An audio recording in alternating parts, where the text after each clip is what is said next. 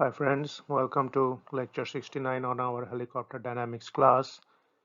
And today we have a short lecture where we are going to focus on the basic equation for elastic torsion vibration of rods.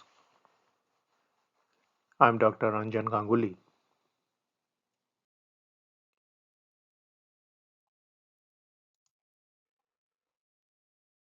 Now we are going to later develop the flap-lag torsion equations for the helicopter blade. So let's just look at the pure torsion motion. And to do that, we look at a rod in torsion. Now, if you have a rod in torsion, the angle of twist of a length dx of this rod due to the torque T is given by this equation here. D theta is T dx by IPG, where IPG is the torsion stiffness, IP is the polar moment, and G is the shear modulus of elasticity. Now you are going to find this expression or formula in most strength of material or mechanics of material books. So we'll start from that point.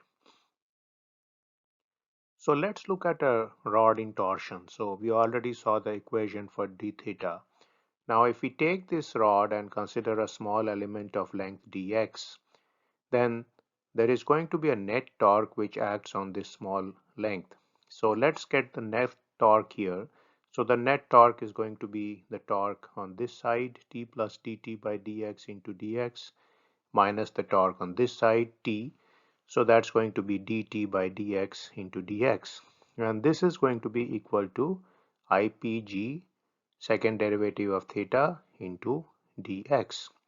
So how did we get this equation? Essentially, we took T here and we substituted that here. So from there we can get this equation.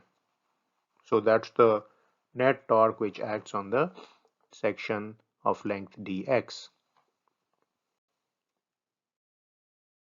Now we equate this net torque to the product of the mass moment of inertia, that is rho ip dx, and the theta double dot term. So essentially this is nothing but a Newton law type of application. So essentially we have this term here, a mass term, the acceleration term, and we make this same as the net torque term. So once we equate this, there are some cancellations here. So the IP term cancels out. And so we get this simple and nice looking partial differential equation here. So on one side we have the second derivative of time, and on this side we have the second derivative of the spatial coordinate, and we have the material properties G and rho of the rod here. Now if we know the particular material this is made of, for example if it's a metal, then we would know the values of G and rho.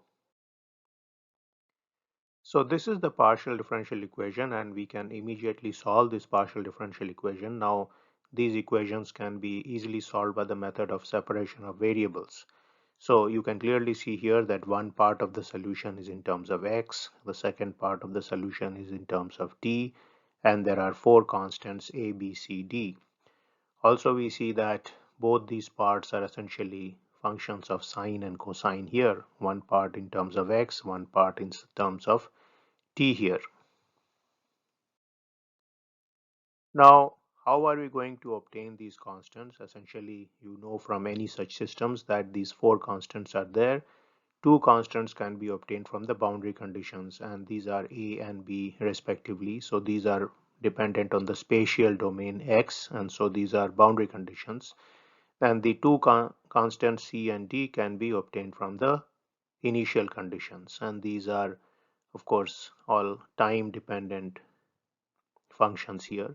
So that's essentially the basic equation of motion, or the solution of the equation of motion of a rod, and you can clearly see the solution of this equation can be obtained in closed form, and we have obtained it today. Closer look will of course tell you that the dependency is largely on the material properties of the system. So that was a small take on torsion vibration of rod, and I will see you in the next lecture where we will start moving for the flap lag equation, and then we'll go for the full blown flap lag torsion equation. See you then.